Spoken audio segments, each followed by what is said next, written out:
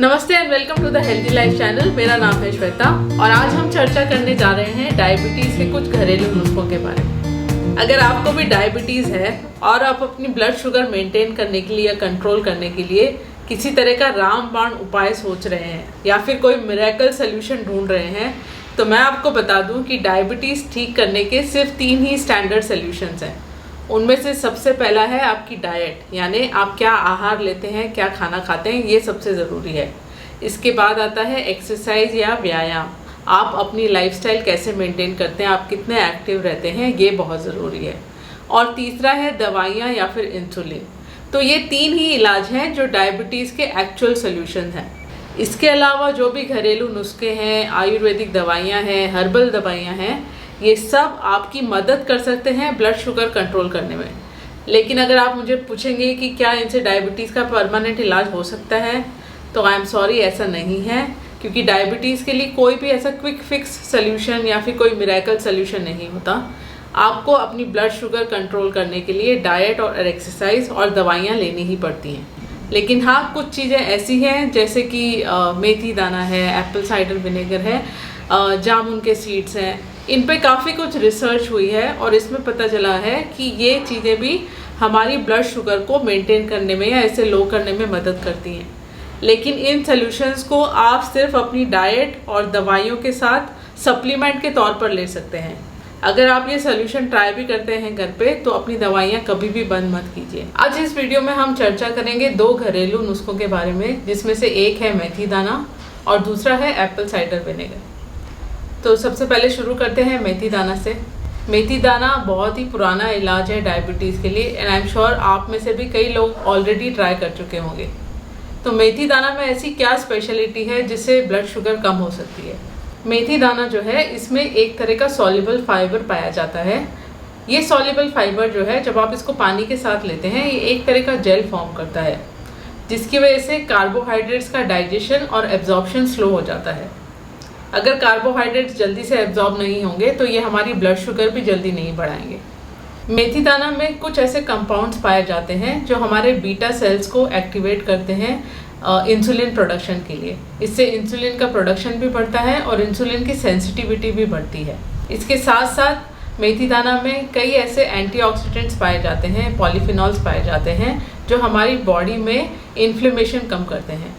अगर आप रिसर्च की माने तो जितनी भी क्रॉनिक बीमारियां हैं, यानी जो ऐसी बीमारियां जो लंबे समय तक चलती हैं, जैसे हार्ट डिजीज़ है, डायबिटीज़ है, आर्थराइटिस है, या फिर ओल्ड एज से रिलेटेड जो भी बीमारियां हैं, इनका रूट कॉज होता है इन्फ्लेमेशन। तो अगर आप खाने में इस तरह की चीज़ें चूज़ करते हैं, जैसे मेथी दाना है, फ्रूट्स हैं जिनमें एंटीऑक्सीडेंट प्रॉपर्टीज़ बहुत ज़्यादा होती हैं, तो ये क्रॉनिक बीमारियों से आपको बचाते हैं, क्योंकि ये हमारी बॉडी में इन्फ्लेमेशन कम करते हैं। तो अब जान लेते हैं कि हमको मेथी दाना कितना खाना चाहिए और कब खाना चाहिए ताकि हमारी ब्लड शुगर कम हो।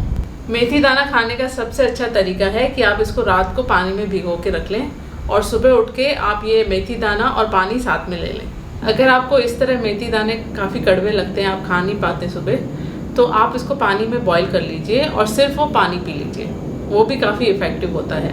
या फिर आप ऐसा कर सकते हैं कि मेथी दाना पाउडर करके इसे हल्का सा सेक के एक कंटेनर में रख लीजिए और खाना खाने के आधे घंटे पहले आप ये 1 चम्मच पाउडर ले सकते हैं गुनगुने पानी के साथ। अगर गुनगुना पानी नहीं है तो सादे पानी के साथ ले लीजिए, लेकिन खाने के आधा घंटा पहले लीजिए। अगर आप इसे खाने से पहले लेंगे तो इससे आपके खाने के बाद की ब्लड शुगर एकदम से नहीं बढ़ेगी, आप शुगर मेंटेन कर पाएंगे। मेथी दाना पे जो रिसर्च हुई है उसमें ये पता चला है कि आप जितना ज़्यादा खाएंगे उतना ज़्यादा आपकी ब्लड शुगर कम होगी। लेकिन आप एकदम से ज़्यादा खाना शुरू मत कीजिए। आपको शुरुआत हमेशा एक छोटे चम्मच यानी कि 5 ग्राम से करनी चाहिए और मिनिमम आपको कम से कम 5 ग्राम एक दिन में लेना चाहिए ताकि आपको इसका इफ़ेक्ट नज़र आए। मेथी दाना तभी इफ़ेक्टिव होगा अगर आप इसको रेगुलरली लेते रहेंगे। तो आपको कोशिश करनी चाहिए कि या तो आप सुबह ही ले लें खाली पेट, नहीं तो आप अपने लंच और डिनर के साथ कम से कम 5 ग्राम दोनों वक्त लें। धीरे धीरे जैसे आप 5 ग्राम से एडजस्ट हो जाएंगे, आपकी बॉडी इसको यूज्ड हो जाएगी, आप ग्रेजुअली अपनी थोड़ी डोज बढ़ा सकते हैं। फिर आप एक बड़ा चम्मच ले सकते हैं। देखिए, हर्बल रेमेडीज़ वैसे तो इतनी स्ट्रॉन्ग नहीं होती, लेकिन फिर भी इनका हाइपोग्लाइसेमिक इफ़ेक्ट होता है। तो अगर आप खाना कम खाएंगे, जैसे किसी दिन आप बाहर जा रहे हैं, आपके पास समय नहीं है ज़्यादा खाना खाने का, लेकिन आपने दवाई भी ले ली, मेथी दाना भी खा लिया और आपने फिर उतना खाना नहीं खाया, तो आप हाइपोग्लाइसीमिया की स्टेट में जा सकते हैं, जहां आपकी ब्लड शुगर बहुत कम हो सकती है। तो इसलिए अगर आप हर्बल रेमेडीज़ लेते भी हैं तो आपको अपनी ब्लड शुगर पर ध्यान देना चाहिए। खाना आप जो नॉर्मली खाते हैं उतना ही खाइए। अगर आप खाना कम खा रहे हैं तो इनकी भी डोज आपको कम कर देनी चाहिए। अब बात कर लेते हैं एप्पल साइडर विनेगर के बारे में। मेथी दाना की ही तरह एप्पल साइडर विनेगर भी आपका कार्बोहाइड्रेट एब्जॉर्प्शन जो है इसे स्लो कर देता है। इसके अलावा ये इंसुलिन की सेंसिटिविटी और इंसुलिन का लेवल बढ़ाने में भी मदद करता है। तो मैकेनिज्म ऑफ एक्शन मेथी दाना और एप्पल साइडर विनेगर का सेम ही है। और मेथी दाना की तरह एप्पल साइडर विनेगर भी आप खाने से आधा घंटा पहले लीजिए। जब आप इसे शुरू करेंगे तो आप लो डोज से शुरू कीजिए, यानी 1 छोटे चम्मच से। धीरे धीरे जैसे आप एडजस्ट हो जाएंगे 5 ml या 10 ml की डोज को, फिर आप चाहें तो अपनी डोज थोड़ी बढ़ा सकते हैं। 20 ml तक आप एप्पल साइडर विनेगर ले सकते हैं। रिसर्च में ये भी पाया गया है कि अगर आप रात के वक्त सोने से पहले एप्पल साइडर विनेगर लेते हैं पानी के साथ, तो इससे आपकी फास्टिंग ब्लड शुगर भी कम हो सकती है। लेकिन ध्यान रखिए, क्योंकि एप्पल साइडर विनेगर थोड़ा एसिडिक होता है, तो हो सकता है कि जिनको एसिड रिफ्लक्स या किसी तरह के स्टमक डिस्कम्फर्ट रहते हैं, उनको शायद एप्पल साइडर विनेगर सूट ना करे।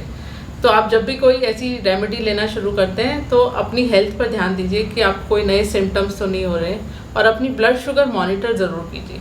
आप मॉनिटर करेंगे तभी आपको पता चलेगा कि ये नुस्खे आपके काम आ रहे हैं या नहीं। जब आप शुरू करते हैं तो इन्हें लगातार कम से कम 2 या 3 हफ्ते कीजिए, ताकि आपको इनका इफेक्ट नज़र आए। वो लोग जो प्री डायबिटीज़ स्टेज पे हैं, यानी जिनकी शुगर नॉर्मल से थोड़ी हाई रहती है लेकिन अभी तक डायबिटीज़ की स्टेज तक नहीं पहुंची है, उनके लिए ये घरेलू नुस्खे बहुत फ़ायदेमंद हो सकते हैं। क्योंकि अगर वो अभी से ध्यान देना शुरू करेंगे तो हो सकता है कि वो अपनी इस प्री डायबिटीज़ की स्टेज को रिवर्स कर पाएँ। लेकिन घरेलू नुस्खे चूज़ करने से पहले भी आपको कुछ बातों पर ध्यान देना चाहिए। कोई भी सप्लीमेंट शुरू करने से पहले अपने डॉक्टर से ज़रूर डिस्कस कीजिए इस बारे में, क्योंकि अगर डायबिटीज़ के साथ आपको कोई और तरह की बीमारी है, जैसे किडनी की प्रॉब्लम है, या फिर ब्लड प्रेशर बहुत ज़्यादा रहता है आपका, या फिर सीवियर एसिडिटी रहती है, या गैस्ट्रिक प्रॉब्लम्स रहती हैं, या कोई भी और कॉम्प्लिकेशंस है डायबिटीज़ के, तो उसमें बहुत ज़रूरी है कि आप कोई भी सप्लीमेंट शुरू करने से पहले अपने डॉक्टर से ज़रूर सलाह करें और उसके बाद ही कोई सप्लीमेंट शुरू करें। दूसरी बात, कभी भी जब आप घरेलू नुस्खे शुरू करते हैं तो अपनी एलोपैथिक दवाइयाँ या फिर इंसुलिन जो है इसे बंद मत कीजिए, क्योंकि ये घरेलू नुस्खे, जैसे मैंने पहले भी आपको बताया था, कि कुछ पॉइंट्स तक ही आपकी ब्लड शुगर कम कर पाएंगे, लेकिन ये डायबिटीज़ का इलाज नहीं है। आप इनको सिर्फ सप्लीमेंट के तौर पर अपने खाने के साथ ले सकते हैं। और तीसरी सबसे ज़रूरी बात यह है कि चाहे आप एप्पल साइडर विनेगर लें, मेथी दाना लें, या कोई भी और हर्बल रेमेडी लें, इसका मतलब ये नहीं है कि आप खाने में शुगर या फिर मीठा खा सकते हैं। अगर आपने मिठाई खाई और आप सोचेंगे कि मेथी दाना ले लूँ या एप्पल साइडर विनेगर ले लूँ जिससे इसका एब्जॉर्प्शन नहीं होगा, तो ये काम नहीं करने वाला है। तो इसलिए डाइट पर तो आपको डेफिनेटली ध्यान देना ही पड़ेगा। और ये रेमेडीज़ भी तभी काम करती हैं जब आपकी डाइट में कॉम्प्लेक्स शुगर्स रहते हैं या स्टार्चेस रहते हैं। तो इसलिए आपको बैलेंस डाइट हमेशा लेनी चाहिए, जिसमें कॉम्प्लेक्स कार्बोहाइड्रेट्स हों, यानी कि होल ग्रेन्स हो, वेजिटेबल्स ज़्यादा हो, फाइबर ज़्यादा हो, और प्रोटीन फूड्स लीजिए। आप बैलेंस डाइट के साथ इन सप्लीमेंट्स को लीजिए, ये डेफिनेटली आपकी ब्लड शुगर कुछ पॉइंट्स तक कम कर सकते हैं। आपको ब्लड शुगर मेंटेन करने में ज़रूर हेल्प करेंगे। देखिए, हर किसी का जो ब्लड शुगर रिस्पॉन्स है ये वेरी करता है। अगर 2 लोग एक ही तरह का खाना खा रहे हैं तो भी ज़रूरी नहीं है कि दोनों की ब्लड शुगर उतनी ही आएगी, यानी ये वेरी करती है। हर एक का ब्लड शुगर रिस्पॉन्स अलग होता है। तो इसलिए बहुत ज़रूरी है कि आप जब भी कोई ऐसी हर्बल रेमेडी शुरू करें, आपको देखना चाहिए कि आपकी बॉडी किस तरह अडेप्ट कर रही है इस रेमेडी को। आपको रेगुलरली अपनी फास्टिंग और आफ्टर लंच या आफ्टर मील शुगर्स टेस्ट करते रहना चाहिए। आई होप इस वीडियो से आपको कुछ घरेलू नुस्खों के बारे में जानकारी मिली होगी। आप भी ट्राई करके देखिए और अपनी ब्लड शुगर टेस्ट करके देखिए आप पे इनका कितना असर हुआ है। और आप भी अगर ये ट्राई करते हैं या ट्राई कर चुके हैं तो कमेंट्स में लिख के बताइए कि आपका क्या एक्सपीरियंस था इन हर्बल रेमेडीज़ के साथ, और आपने क्या चेंज पाया रेमेडीज़ शुरू करने के बाद। आपके कमेंट्स और भी कई लोग पढ़ेंगे और उन्हें भी इससे प्रेरणा मिलेगी कुछ हर्बल रेमेडीज़ ट्राई करने की, और ब्लड शुगर मेंटेन करने में आप भी दूसरों की मदद कर सकते हैं। तो प्लीज़ कमेंट सेक्शन में लिख के बताइए कि आपने कुछ ऐसी रेमेडीज़ ट्राई की हैं कि नहीं। और इसी तरह के और वीडियोस देखने के लिए और डायबिटीज़ और न्यूट्रिशन से जुड़ी जानकारी के लिए मेरे चैनल को फॉलो कीजिए और सब्सक्राइब कीजिए। Thank you so much.